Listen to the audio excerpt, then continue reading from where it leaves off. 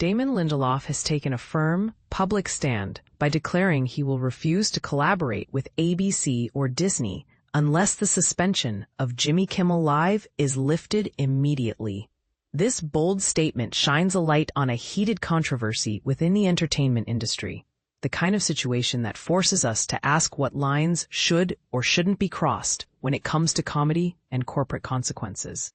Lindelof's connection to Kimmel goes way back, and it's clear it's more than just professional respect. I first encountered Jimmy Kimmel during a radio show called Kevin Bean when I was fresh in Los Angeles in my 20s, Lindelof shared in a heartfelt Instagram post on Thursday. I instantly appreciated his quirky, honest humor, and it never crossed my mind that we'd eventually become friends. Our first face-to-face was backstage at the ABC Upfronts in 2004, where he just watched the pilot for Lost and was genuinely impressed. He even joked, "I hope you guys know what you're doing."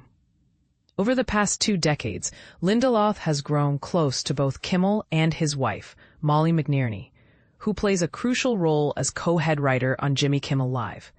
Lindelof fondly describes McNerney as Kimmel's better three-quarters, underlining the deep trust and admiration that goes beyond the screen. What makes this suspension even more disarming, according to Lindelof, is the character he knows Kimmel to embody. Anyone who has spent even a little time with Jimmy understands how deeply caring, empathetic, and genuinely grateful he is, Lindelof explained. He loves his country, enjoys a good-natured roast, and can dish out jokes while taking them in stride. He stood firmly beside his crew through multiple strikes, demonstrating his generosity and philanthropy. Above all, kindness defines him. With this perspective, Lindelof expressed his shock, sadness, and frustration over the decision to suspend the show. He made it clear that if the suspension isn't reversed soon, he personally can't ethically continue working with the corporation responsible for it. But here's where it gets really thought-provoking. Lindelof closed his message by prompting his audience to reflect on a crucial difference many seem to overlook: the fine line between hate speech and comedy. "Do you know the difference?" he asked. "I believe you still do. And Jimmy, you've always known exactly what you were doing. I love and support you." This public stance is especially significant because Lindelof has a history with Disney and ABC that spans years. He co-created the critically acclaimed ABC series Lost, which ran from 2004 to 2010, alongside Jeffrey Lieber and J.J. Abrams, and he served as co-showrunner with Carlton Cuse.